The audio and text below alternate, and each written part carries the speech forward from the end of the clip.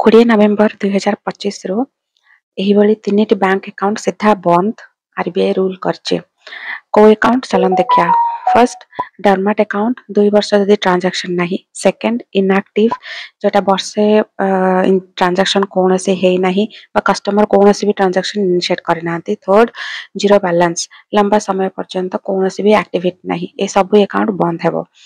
एही accounts fraud बा misuse पई सबुठो रिस्की हे थाए तेणु सेफ्टी पई आरबीआई एगुडी को क्लोज करदेबो बोली नुआ रूल इंपोज करछंती।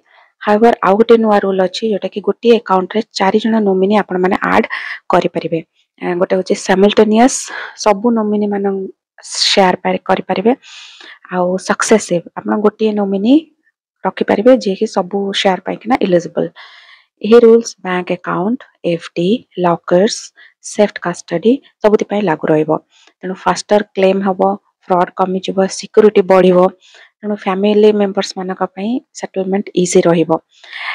इनएक्टिव अकाउंट को एक्टिवेट करंतु नोमिनी अपडेट करंतु जीरो बैलेंस अकाउंट क्लोज कर दियंतु केवाईसी और कांटेक्ट डिटेल्स अपडेट कर दियंतु।